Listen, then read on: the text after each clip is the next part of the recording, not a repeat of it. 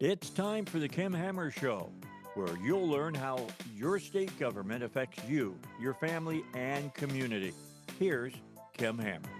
Good Saturday afternoon. Thank you for joining us here on the Kim Hammer Show. I always want to remind you, if you want to keep up to date with current topics and some interesting articles, you can go to kimhammershow.com. That's www.thekimhammershow.com.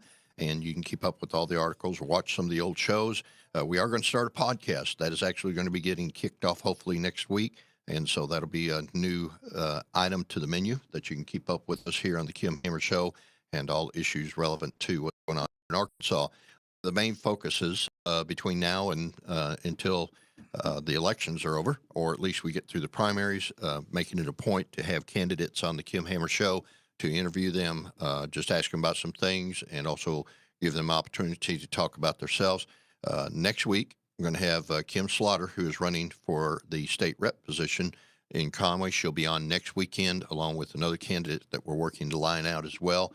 And so throughout the political season, you'll get an opportunity to hear the candidates here on the Kim Hammer Show. Joining us today in studio is Dr. Greg Bledsoe, who is running for the lieutenant governor race. And then the second half, we're going to be joined by phone by County Judge Joseph Wood, who is also running for the lieutenant governor's race. We had Greg on, Dr. Bledsoe, last week before, and the call dropped. And so felt it was only fair to let him come back in, and we'll finish up our conversation with some things that he feels is important for Lieutenant Governor race. So, Dr. Bledsoe, thank you for joining us. And it looks like you just came straight out of the gym, brother. I did. The weather's been so great. I had to get outside and get a little exercise and get into the gym and try to keep healthy. But it's great to be here. We're not taking any chances. I'm not calling in. I'm actually in the studio, so the call can't get dropped this time. And listen, as the guy that was sitting on this side of the microphone when that call dropped, I thank you, because unless you drop here, we can finish this segment. Right. So I'm glad for that. Although on that day, it really was, I think, partly God's timing, because I had a letter in front of me that is now up on the website. If you want to go up there and look at it, it's a letter that talks about a different perspective on pro-life legislation in Arkansas. It's about a 3-4 page letter that just gives a perspective about when should we take up legislation, when should we not. Is it wise to wait?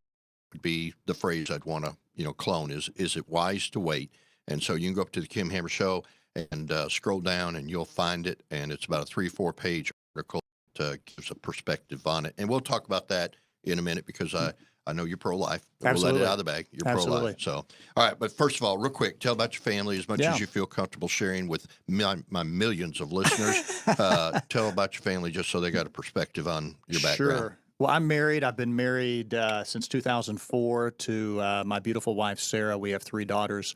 I grew up in the town of Rogers. My mom and dad are still living in Rogers. My dad works at the health department. My mom is a state senator. A lot of people know that. But my grandfather is someone that a lot of people don't realize was a Baptist preacher. And he had congregations in Pine Bluff and Wilson and Stuttgart, Arkansas, Booneville, Arkansas. So, I tell people that because that's foundational to who I am. I mean, I grew up in a Christian home, and I had that influence from an early age. And I tell people my Christian faith is foundational to everything I believe and everything I do. And that's something I'm very proud of and unashamed of.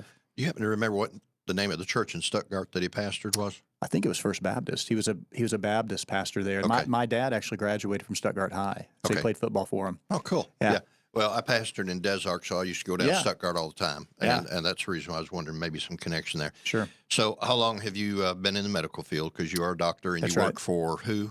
So I'm an independent contractor technically, but I work as the medical director of St. Mary's Regional Medical Center in Russellville. And I've been a physician. I graduated from medical school in '99. I did medical school and residency at UAMS. I'd been on a number of medical missions trips with my church and other Christian organizations, and I wanted to do global health. So I went from Little Rock to Johns Hopkins. I did a fellowship in international emergency medicine, got a master's degree in public health. They asked me to stay on faculty, and then they sent me all over the world. I've worked as a consultant with the Secret Service.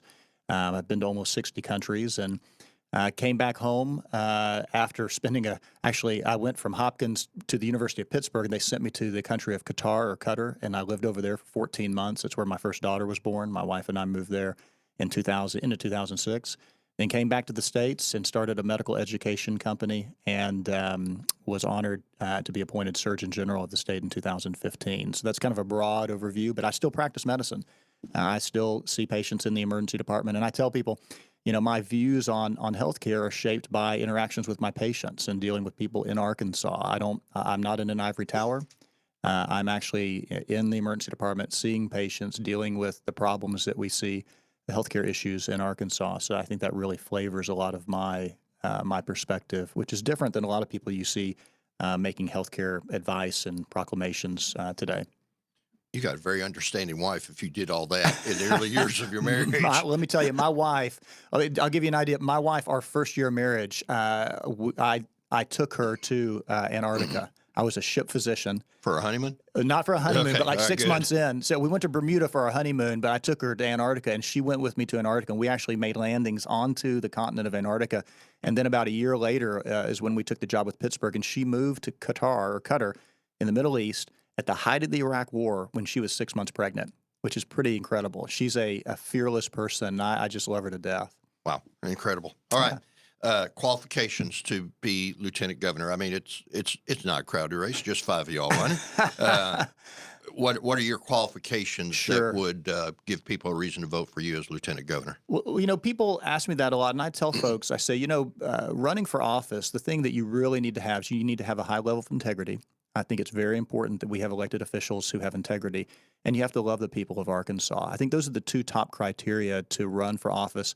I mean, in addition to that, I've managed people. I've managed emergency departments. I have an MBA from MIT. I've run my own company. I know what it's like to make payroll and how difficult it is, for small business people and entrepreneurs today. And I feel very strongly that we could be doing more as a state for championing and supporting our entrepreneurs and small business people by lowering taxes and decreasing regulations. But I think overall, the thing that separates me from everyone else is that I'm a physician. I'm not a politician. I'm not someone who's just, looking to get another job. I don't need a job. I've got a great career, but I love this state and I really want Arkansas to win. And, that's what's motivating me. It's not a need to see my name in the newspaper or to hold political office. I just love this state. And I think that there are things that we could be doing better that would improve the state for everyone. So that's why I'm running. Would you care to identify what you think some of those things are? Or Sure. I'll ask you that and you can think about it, or you can take a run at it now. Well, I think the biggest thing is that we need to get government off the backs of people, and we need to lower our taxes and decrease regulations. When I started my medical education company, I thought I was a pretty smart guy. I mean, I'd been on faculty at Johns Hopkins. I was a physician. And I tell you, it was the most humbling thing I've ever experienced. The hardest thing I've ever done in my life was start a small business and try to keep it running through the recession and try to keep it going through the ups and downs of the business cycle. People underestimate the stress that small business people and entrepreneurs are under because they can work as hard as possible. They can be brilliant at what they do, and something could come out of left field and just completely flatten them. And I don't think a lot of people in government realize the risk that even a very typical small business person takes every month and how difficult that job is. And so I want to reduce taxes. I want to get government off the backs of people. I think that's the number one thing we could be doing better in the state of Arkansas. And one of the reasons why I'm running is I think at least two of my opponents aren't fiscal conservatives. I think they position themselves as fiscal conservatives, but they're about spending money and raising taxes. And I just don't feel like that's right. So that's probably the number one reason. I mean, there's a lot of other things we can talk about, but that's the number one. Running the Senate can be a challenging experience.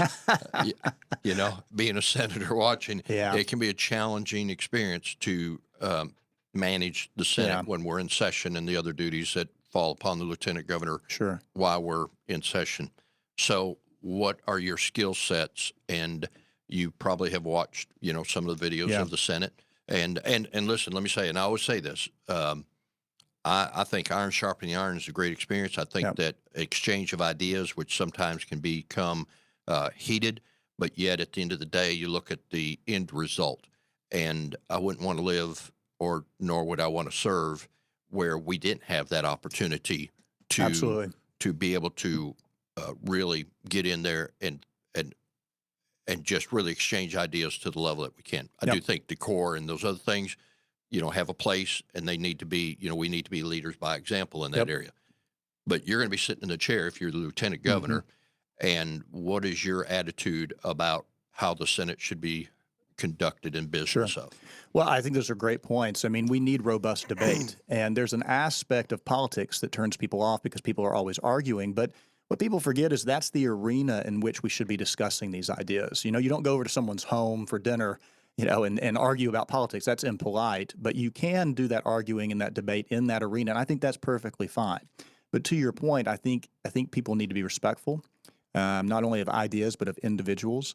And I over the last 20-something years, I've spent 20 years in emergency departments. I know how to get along with people. I know how to work in very tense situations, and quite frankly, I know how to handle bad behavior. So, I think that's one of the strengths that I bring to the office, or would bring to the office of Lieutenant Governor, is just that I have a very unique background that I think is providentially prepared me for a role like that.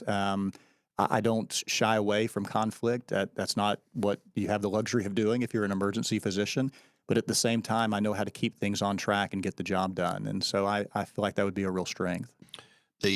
I don't know if you knew this. I was a medic for MEMS back in the day. Yeah, I didn't realize that. That's great. Yeah, and in and out of all the ERs around here. Mm-hmm. And, when you roll in with an emergency situation or critical situation, you really don't worry about the personalities in the room. That's right. You just worry about getting the job done, and then you mend fences after the fact if something goes wrong. But if you save that life, if you get the job done that you're there to do, that's measurable results of success or failure. Absolutely. And so I just wanted to share that with you on a personal level. I appreciate you being an ER doctor because thank you. For what you guys have to do in the ER environment, because you don't get a choice who comes through the back door. That's right. There's no scheduling. No scheduling. You walk in and you get whatever comes in that day, and that's what your shift is. And so it can be really thorny and very stressful. But I'm so proud of my colleagues, the doctors and nurses and first responders that work all over this state. They've been through a lot the last 2 years. But I tell you, I've never been prouder to be a healthcare professional than right now, and I've never been prouder to be an emergency physician.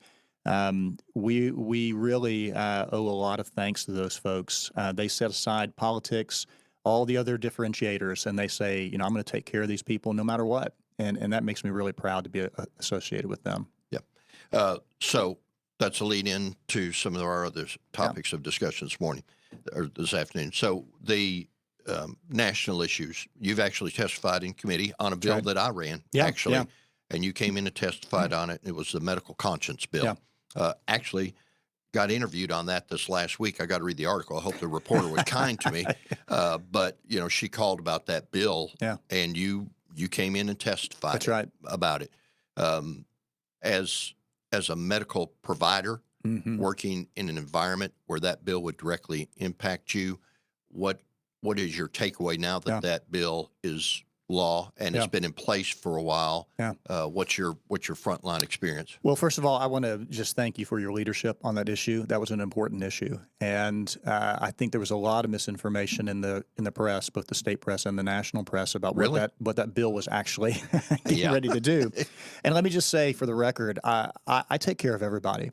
I'm an emergency physician. I take care of everyone, and I've taken care of every type of person out there, and I'm proud to do that. I would never put my name or my career reputation on the line for something that would be discriminatory or would exclude care to people. But at the same time, I feel very strongly that medical professionals need to have the ability to opt out of things that they don't feel comfortable about. And so, I would never force someone to be a part of an abortion, for instance. I'm adamantly pro-life, and I think that's wrong to force someone to do that. And likewise, with some of these things like these newer procedures like sex change surgeries, I have colleagues that feel very strongly about that. And unfortunately, they're not allowed to say things publicly because they have contracts with hospitals or other groups that don't allow them to speak to media. But a lot of them came to me privately. And we're very thankful that I and you and others spoke out in favor of that law. And I think it's an important thing to put into our law, because I can tell you that the radical left on a national level is trying to get it into law to where you will lose your credentialing or you will lose your federal funding if you as a physician or you as a nurse refuse to do those certain procedures. So thank you, Senator Hammer, for doing that. It was important. And some people would say, oh, that's not going to happen. But what's interesting, and moving on to a different topic, and the reason I want to ask you about these things, we can talk about the mechanics of Lieutenant Governor. We can talk about your qualifications. But I think one thing that's important, too, is for people to hear what's actually in the mindset of the people that are running for office based on different topics and what your answers are to that. And so, that's part of the reason why we're talking about national issues that honestly, Yeah. as a lieutenant governor, you may or may not have a lot of influence over, but yet it does who you are as a person Sure. Yeah. that can resonate in your actions and other decisions that you make or influences that you would use Absolutely. in your office. So, on the vaccine mandates, we had a meeting this past week. I'm going to speak my piece, and that is, I think, Joe Biden and his administration have done something that even while the Supreme Court has said it's within their power to do, that doesn't necessarily mean that it's the right thing to do, and that is to use Medicare money and Medicaid money as a tool leverage to force people to get something that they have a conscientious objection against. I've been vaccinated. I'm going to get my booster when I got a day that I can spend making sure I don't have an adverse effect to it. Okay. Right. But that was my decision. As a person involved in the medical field, just talk about the vaccination Sure. conversation and just whatever you want to say about Yeah. it. Well, I appreciate the question. I've been very clear from the very beginning. I've said 4 things. Number 1, COVID is real. Number 2, lockdowns are bad. Number 3, the vaccine is important. But number 4, the mandates are wrong. And I stand by all those things. You can go back, if you Google Arkansas health officials differed, you can find an article about texts and emails that went back and forth where I was having some discussions, with some folks in state government about the lockdowns. Or we didn't have a full lockdown here, but we had some restrictions. I'll just call them restrictions. And I said my piece there. But specifically regarding the vaccine, I would just say that I'm vaccinated. My whole family's vaccinated. There's not a candidate in Arkansas that's been more outspoken about the importance of the vaccine because what's happening in our hospitals is very real, and COVID is very real. And I've taken care of dozens and dozens of people who ended up not doing well or dying from this horrible virus that was unleashed on us. But at the same time, personal autonomy and having the ability to say no about something you're uncomfortable with is still very important. And when I talk to healthcare folks about this, I have some healthcare friends and colleagues who are very, very strongly in favor of the mandates. And I just tell them, look, as bad as COVID is, and I agree very strongly that COVID's bad and it's real. And again, I'm vaccinated. But as bad as COVID is, there's something that worries me even more than COVID, and that's the disintegration of trust. What's happening in our society is you've seen a complete destruction of institutional trust over the last 10 to 20 years, and people have no idea who to go to for information, who to trust, who can counsel them. And I've spent time with a lot of people and been able to explain the data regarding the vaccines. They've ended up getting vaccinated, but they did that because they trusted me. And they believed that what I was saying was accurate, and they also believed that I was doing something, telling them this for their best interest. And so, regardless of what you feel about the vaccine or about COVID or anything else, what I tell my healthcare colleagues is it's very important that we rebuild and reestablish institutional trust because there are going to be other crises in the future. And if we burn all the bridges of trust over COVID and the COVID vaccine, then it's going to be a huge problem going forward for our society. So for those reasons, I've said I'm not in favor of the mandates. I'm still very much an advocate for people being vaccinated. I'm completely vaccinated, and as is my family. But I don't think that the vaccine mandates are the right way to go. Okay. You are, which you'll have to give up your Surgeon General position. That's right. That's one way to get out of being Surgeon General. That's right. Get elected to office. But either you're going to quit being a doctor or you're going to have to spin plates, which it sounds like you're used to spinning plates. But what about the responsibilities of being lieutenant governor and being a physician and the demands or the challenge? Are you going to make it part-time, full-time? How are you going to balance your schedule? Yeah, well, that's a great question. So I'm a physician, but I'm also an emergency physician. And an emergency physician doesn't have a clinic or a practice that you're managing. We do shift work. And so the good thing about that is, the bad thing is it's very intense while you're there. But when you're off, you're not managing a practice. And so what I'll do if elected lieutenant governor is what I've done my entire career, which is toggle up my shifts in the emergency department during the months that I don't have a lot of lieutenant governor duties. And then when the Senate is in session, I would just scale those clinical duties back and work fewer shifts. And so it's not a difficult thing for me to adjust my clinical schedule and continue practicing, even if I'm elected lieutenant governor.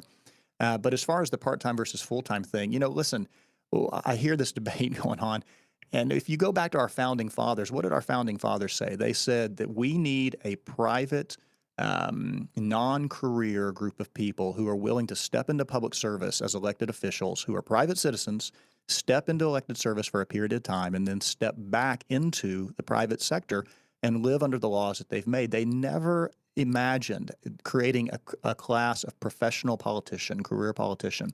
And so I think it's really important that we maintain a private part-time legislature, and that the people who are serving as elected officials, both in our state and nationally, maintain significant experience in the private sector and don't become professional politicians. I think it's one of the most dangerous things in front of us, and I'm adamantly opposed to that. I think we need more private sector people involved and fewer career politicians in the long run. Got about 4 minutes, I think. Right to life. Yeah. You mentioned that comment a while ago. So just blatantly right to life. How far right to life are you? And talk about your right to life views.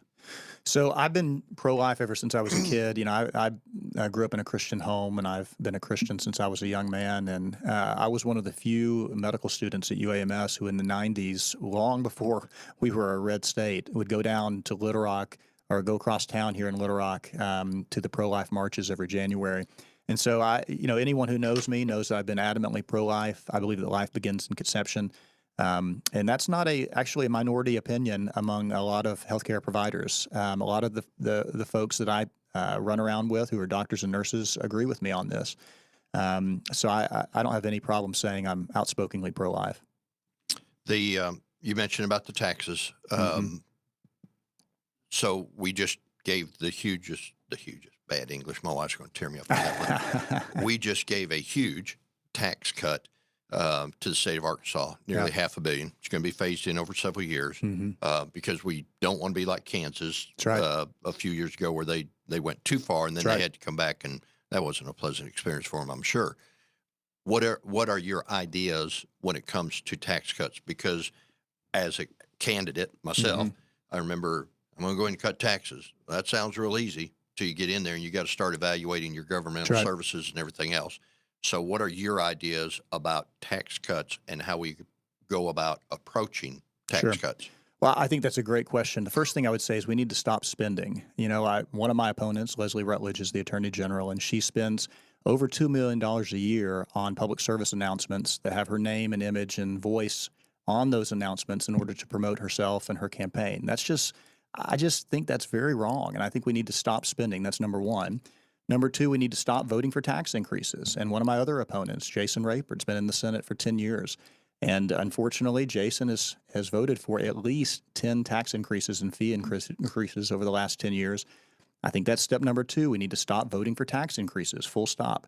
But then more specifically after that, I think we could manage government better. I mean, when you stop spending, then the next thing is that let's look for buckets of ways of making cuts. And by buckets, I mean, for instance, state government owns a lot of different real estate. They own, land and buildings and all sorts of things in the real estate bucket.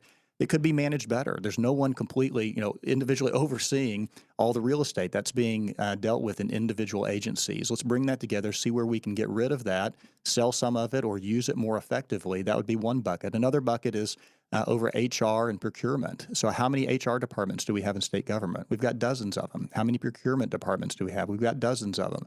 Bring all that together, eliminate any excess, and more efficiently manage HR and procurement. And then I think the last thing is, something a lot of people don't think about, but how many vehicles does the state of Arkansas own and manage? And there's no one entity managing all of those vehicles. They're all under different divisions and agencies or whatever. And those are just three little things that we could be doing just to look at the different buckets, bring them together, collate them in a sense, and then have someone or some entity managing these things in a more efficient way. And I'm sure you'd start seeing significant reduction of spending here in the state of Arkansas if you could just get past raising taxes and the government size and spending just increasing year to year. All right. Got about a minute. Anything you want to say in conclusion? No, I would just say I really appreciate the people of Arkansas giving me the opportunity to run. It's been an amazing experience traveling around the state and talking to folks. The people of Arkansas, we live in a great country. The United States of America is an amazing country, and the people of Arkansas are just unbelievably wonderful. And I go into these little towns, and I've met so many people, and they're concerned about the direction of this country. And I just want them to know, listen, I'm running because I love this state and I love this country, and I don't need this job. I've got a great career. But I'll do everything I can to be a voice to those folks who feel like they're being left out and they feel like they're not being heard. This is my home state. I'm proud of this state, and I want us to win and start doing things better. And that's why I'm running. But thanks for having me on the show. All right. Thank you for coming in. Dr. Greg Bledsoe, current Surgeon General of the state of Arkansas, ER doctor.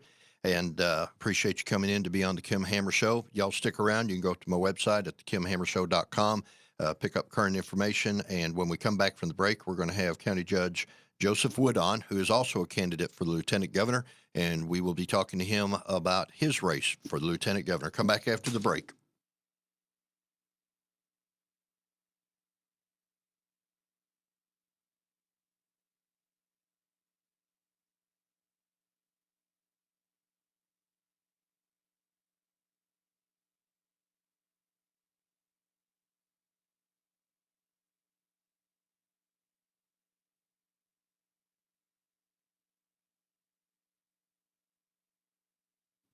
Welcome back to the Kim Hammer Show here on 101.1 FM The Answer. If you were just joining us, we had Dr. Greg Bledsoe on, who is a candidate for lieutenant governor here in the state of Arkansas, along with 4 others. And we are going to have up here in just a second County Judge Joseph Wood, who is also a candidate for lieutenant governor here in the state of Arkansas. Just want to remind you, if you will, that throughout now, pretty much probably through the primary period, we'll be interviewing different candidates and giving them the same opportunities that we're giving those that are in for lieutenant governor. Next week, plan on having Kim Slaughter from up in Conway, who's running for the seat up there. She'll be on, and we're working on the other guests that will be on at the same time. So anyway, just stay tuned in on Saturdays from noon until 1 here on 101.1 FM The Answer to the Kim Hammer Show. And if you miss it, you can go up to my website or up to my Facebook page, and you can catch the shows there. And we are going to start doing a blog here in the next week. We got somebody that's going to start working on that, so you'll be able to listen to it as you go to work or come home or wherever it is that you need to be. Right now, though, we have joining us online County Judge Joseph Wood. And Joseph, thank you for taking time out today to be on the Kim Hammer Show. Hey, Senator, good to have. Thank you for having me on and your audience there at the Kim Hammer Show. Good to hear from you. Thank you, sir. I know. Thank you. I know. Being a county judge, I don't know what possessed you to do that, but God bless you for being a county judge. Is all I got to say. It is a work. It's a work of love, though. I tell you, and a lot of the things that I'm doing now in the county has been work that I did when I was a deputy secretary of state, and so I get a chance to, I think, bring a lot of that to the lieutenant governor's race while I'm running. It's all about leadership and opportunity, and I think we've been doing a lot of that when I was a deputy secretary, and the work that we've been doing up here in Northwest Arkansas. That's what I'm ready to bring to the folks of Arkansas. Let me start off by asking you, tell us a little bit to the level that you're comfortable telling us about Sure. your family and just anything that you want to spotlight as far as your family or your upbringing or any of that kind of stuff to give people a little bit of a personal perspective on Joseph Wood. Absolutely. Well, my life is run by my wife and 3 daughters, so I have all the gray hair that comes with that. No, I was a kid out of the system. I was in the foster care system, adopted at 10 years old. Interesting story, maybe for a different day, but I was found in the streets in Chicago as an infant and taken to the orphanage. And again, just recently found all this out about 11 years ago. And that's been a journey in and of itself, trying to understand how I got left in the streets and snow and ice, and met the guy who found me. But anyway, I grew up in the south side of Chicago, a lot of gang, a lot of violence, but did a lot of work in the community. I was a team leader, started youth service groups then, and just continued to be very engaged in the communities. came to Arkansas, jumped right into the Republican Party. I was involved in some of the Republican work there in Chicago, board elections, local school council, came to Arkansas to work for Walmart, bring a lot of people to Northwest Arkansas, a lot of business to Northwest Arkansas, but jumped into the party, was the vice chair of the Washington County Republicans, became the state treasurer for the Republican Party a couple of times, ran for chairman of the party here in Arkansas, lost that, but was asked to run again for state treasurer of the party. I did. And then Mark Martin decided to run for Secretary of State and said if he won, would I run and would I be his deputy? And I didn't think I got paid to do this volunteer work I've been doing my whole life. And my mother never told me you got paid for that. And he went ahead and won, and I got my first paycheck. I said, so we really don't get paid then. But anyway, we went in and started doing a great work in the state when it came to elections and getting new equipment, election night reporting underway, getting new equipment across the state. So we have consistent equipment across the state. I think Secretary Thurston got the last bit of that done last year. We started working on business and breaking and reducing red tape and bureaucracy, encouraging more businesses to do business in Arkansas, doing it online and being able to do some of that work across the state. And then I was asked to run for county judge twice by the party. I had nothing on my radar to do that, but I did for the party, and it was unbelievable.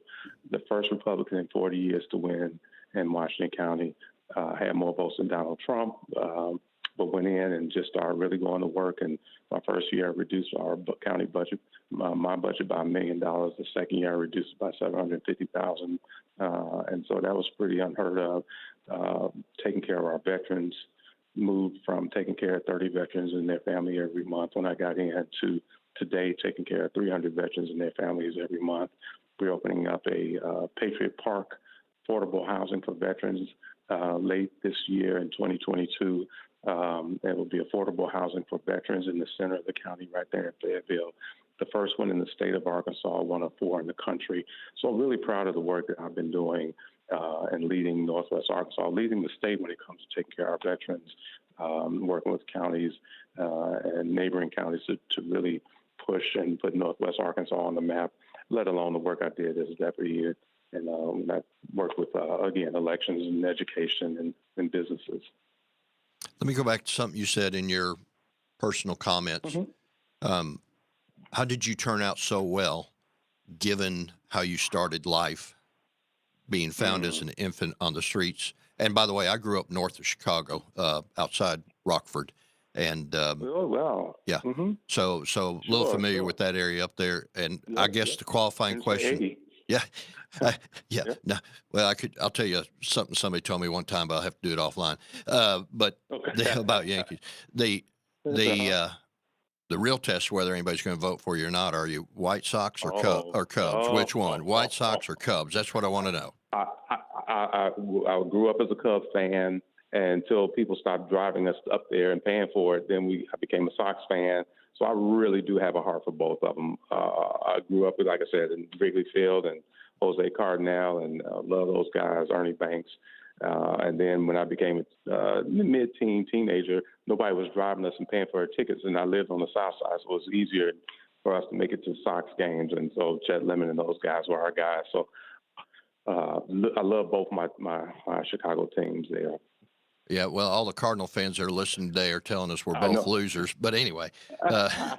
Well, you know what? I will tell you, we never thought we would see a World Series and the Cubs, right? And literally that year that they won, earlier in that year, the Cardinals transferred a lot of their players up there. And I turned to my wife and said, the Cubs is about to win the World Series. And that year we did win. And I have to thank our Cardinals fans for releasing some of their players to go and work with us and the Cubs team. So. Yeah, that's all they're going to tell us is we would not have won had it not been for those Cardinal players. So thanks a lot. But anyway, so how did you turn out so good getting off to such a rough start? Because, I mean, being an infant found in the street, in the foster care system, and you could have went the wrong way. Absolutely. In the environment you were in. So how'd you turn out so good? So the folks who came and adopted me had wanted kids, couldn't have any, so they thought. they started foster caring me, and then they ended up having 3 kids immediately after that. And they started going through a divorce, and my mother said, "Hey, you got to take care of your brothers and sisters. It's too much gangs, too many drugs." And I tell audiences when I travel around the state, I say, what I want to tell my mother, but these are not my kids, they're your kids. I said that's what I wanted to tell her, but I didn't, because we grew up in Senator, you probably did too. Mm-hmm. We grew up with a knockout, not a timeout. So Yeah. I was not going to say that to my mother. But I said, what would I do? And so I started a youth service organization, a youth group, and the church gave me keys to the church, big church, and they allowed me to use that facility to bring young people there. And I did not know, and really I was doing it because my mother told me to take care of my brothers and sisters and keep them from the drugs and the gangs, but I didn't know how many people in that community really were trying to protect their kids from those elements. And so it grew. So I had some added responsibilities put on me, not just because of my mother, but now I got other parents in the community who was relying on me to help facilitate and help organize and keep the kids from being caught up in those elements. So I don't know if I navigated from the gang. I mean, I was confronted with it and running the streets in Chicago. I mean, it was there in every corner. But again, because I was put this responsibility to lead by my mother, who said, you will always be engaged in these communities that you live because that's where you live. Again, I heard her say that, but I didn't understand the gravity of it. So I came back home from college and saw some of the same things and didn't understand why I was still broke. And I continued to work in those communities. I switched parties in 1988 from Democrat to Republican because I had a guy tell me, he said, you're running and you're frustrated because you vote against everything you believe and everything you work for on Tuesday. And he said, you're very pro-life, you're very smart, and you're very good at the business, but yeah, you go against and vote against all of those things. You're involved with the school and education. You believe that there needs to be choices and options, but yet, again, you're going to vote for those who are against all that on Tuesday. And you don't know about the Republicans, and I didn't. And when he started sharing all this, my scales fell off my eyes, and like, oh my gosh, this is exactly what I believe. And so I switched parties in 1988 and have not looked back since. And I think we were the only 2 Republicans in Chicago. And Chicago's still suffering through the same crazy and gangs and drugs, et cetera. But anyway, your question, how did I navigate through it, is having parents who were very focused on education and hard work. And I just continued to, as well as being engaged in the places that you live. I just have incorporated that as part of my walk. I got to Arkansas, very involved in education, very involved with the communities that I live, as well as now involved in the party to help shape some of that. And at the very center of all this and the very focus of all this, I spent a lot of time as a young man, as a teenager, praying to God. I was in my church and trying to help me understand why was I even giving up to adoption. I didn't know I was abandoned until 11 years ago, but spending my time in the church and spending my time praying and talking to God helped me understand why. What did I do that somebody would give me away and adopt me? And again, I used to think all of it was me. And then was she a prostitute? Was she molested by her relative? Was she in an interracial relation that wasn't acceptable? Just struggling, trying to figure all that out. And so God, in my walk with Christ, has really helped navigate me and keep me centered and focused so I can continue to manage and walk through this thing called life. So you mentioned and that's a powerful testimony, by the way. You talked about your qualifications a while ago and all the things that you've done, all the achievements that you've made up there in Northwest Arkansas. But coming down here to Little Rock and dealing with the Senate has its own challenges. And you as the lieutenant governor would be, responsible for, overseeing the debate and the events within the chamber. What is it that you think prepares you to take on that kind of a responsibility? Because as I have mentioned with each one of the candidates, we as a Senate can have some very sharpening iron moments, and it can be challenging for the one who's trying to keep the decorum in the chamber. Yes. And that's not a criticism. Right. That's the privilege of living in America. And so what do you see? Right. What do you see as far as what you have to bring to the table as far as your role as lieutenant governor interacting with the Senate? And what do you think that you would be able to do in that role? Well, 2 things. One, I think out of all the candidates, I speak to this unique qualification because I have private sector executive experience working with the Home Depot and the Walmart Incorporated, Walmart Stores Incorporated. And when you start working in some of those circles and talk about the strategies and expectations of board and executive leadership, you do have some of the exact same kind of discussions or iron sharpening iron that you talked about in the Senate. And so that is not unfamiliar territory in the executive world. And then now I have executive experience being the deputy secretary, being down in Little Rock, working with the legislators, obviously, when we start talking about all things elections and business and what policies are going to be brought and presented legislation. Because, again, all of that is going to run through you guys. And so we've had some of that working on the public side, and now as a governor of the county or the executive of the county, I don't think anyone can tell you that I have a layup quorum court. I have Fayetteville, and Fayetteville being one of the more liberal cities in the state, if not the most liberal city in the state. And I have a quorum court that reflect that. And so when it comes to pro-life resolutions or what's going to be pushed as a ordinance, et cetera, it is really balancing and trying to modulate, if you will, what is happening. And again, they are elected. So again, they are to be respected and all. I do try to always bring back home that there is to be some decorum. There's people, we have 15 people move into our county every single day. And I don't want them to ever lose sight that some of those people who are coming just to look are staying at a hotel and flick on the TV, and they're watching a county government, and they very well could be turned off by what they see and how we act. There may be some executive company who's saying we got some money that we need to maybe want a partnership with the county, and if they watch how we operate, they may decide to give that money or to decide to partner with another county. So I want us to be, or bring it on home. There may be a teacher saying, hey, tonight we're going to watch county government civic lesson tomorrow, so I'll tape it and we'll bring it to. So again, how are we making sure that we, who are elected by the citizens, are representing the best? Yes, we can disagree, how we disagree, and how do we not make sure that we're displaying something that we wouldn't want our kids or our mom to be. And so I do a lot of that, and I think anyone would tell you that I do a pretty good job of trying to balance very rambunctious quorum court, if you will, and really have raised the bar for us to be able to do the things that we've done in Northwest.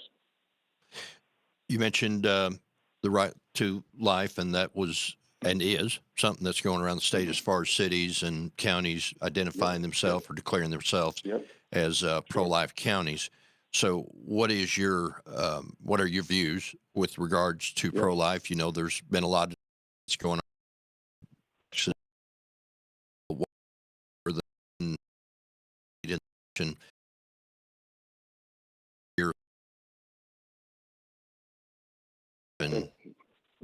I just told you, so nobody can, we can talk about life. I come out and I'm so grateful to a mother.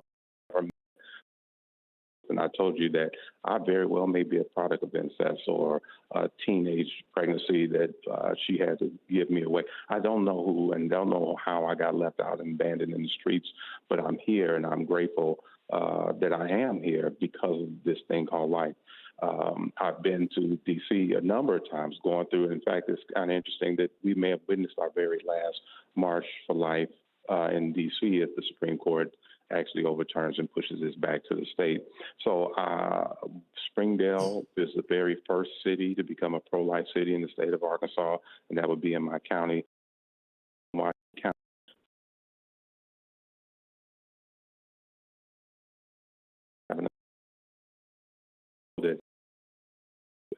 In my conference room with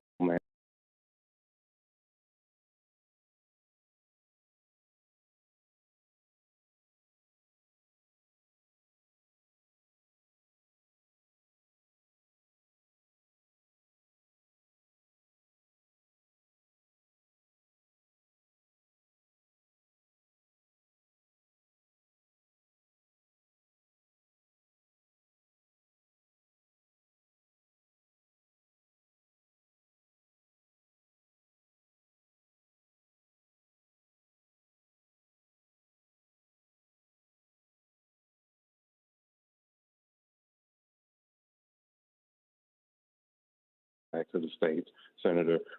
We need to make sure that we're more than just talking about it, that we are working with our nonprofits and our churches to encourage more adoptions and homes for those moms who may be working through that, and that we're taking care of those women, and that we're taking care of those children that are now here because we have said no more death upon us. We're going to be taking care and loving on these kids as we as pro-life said we want. Then let's make sure that we're encouraging members of our church and our nonprofits to engage and embrace that.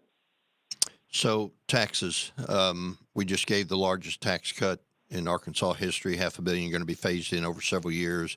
Does have some triggers in it, as we call it, around the Capitol, that in the event we don't hit our projections, it'll be a controlled, controlled release of the money back to the people. You mentioned a while ago you cut $1 million the very first thing you did, and then I think you said 750,000 the second year. That could have been a lot of money going for potholes.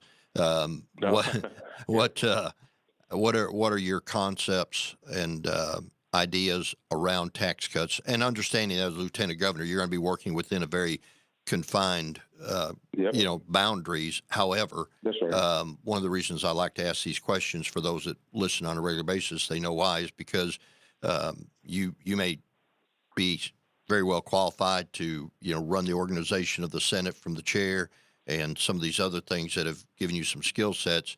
But in reality, I kind of like to know what's really in the mind of the person that's going to get elected, regardless of what letters behind them. So what about taxes, and what's your perspective on taxes, especially being in the position you're in as county judge? That's correct. Well, clearly, we live and die by some of this, right? The property assessments and those tax dollars go to help support our schools. Obviously, we have taxes to make sure we're funding and taking care of the roads and bridges, the infrastructure that is so critical for any kind of economic development. And also, yes, taxes are required for some of those necessary services that we have. My question is, how was I able to cut $1 million in my first year? So what are we doing, and why are we doing it that way? And is this necessary? Do we have technology? Do we have the right people in those positions, et cetera?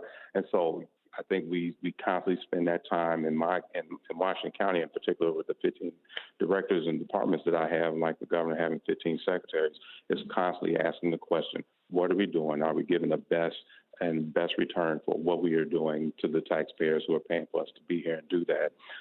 And so, having said that, yes, I do believe that we need to be conscientious of our tax burden, and I think what you guys have done as far as getting that back and reducing those taxes is what should be going on. What we did with what you guys did with the veterans. I got a huge veteran community up here. I just told you my heart for veterans, and have been for years, and giving them that type of tax cut and benefit has been a wealth, and it's going to continue to draw people to this area. What are we doing with businesses? I know we provide incentives to draw businesses into the state. I also want to make sure that if we're going to do that, that we're also looking at existing businesses in the state and what type of tax relief can they have to expand and grow their businesses, as opposed to large incentives to draw people here. Again, things first, though. What are we doing, and what is critical, what is necessary? Because, again, you can cut deep, and then you don't have services that are critical and necessary that we should be doing. That's one. I look around the state when the highway, the one that went to the voters and put it back on the ballot. The initiative, the sales tax initiative on gas, or the highway initiative? That's correct. Yep. There's a couple of counties that absolutely could have been okay without having that tax. And I would probably tell you, Ben, your Pulaski County, number of counties that would have died on the vine if we continue.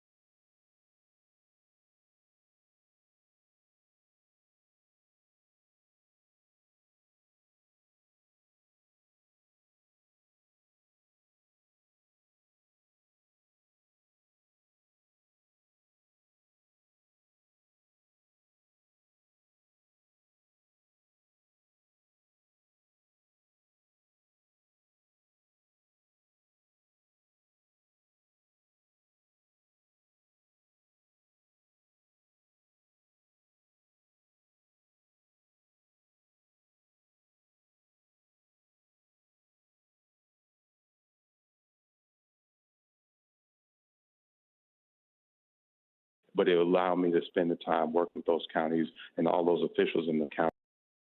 How do we economic development? How do we raise, because economic development is tied to education, and then how do we make sure we support our veterans and their families, as well as make sure that we're doing all we can to support our children in foster care, DHS. All that has to be reworked and redone to develop a more safer environment for our children. Okay.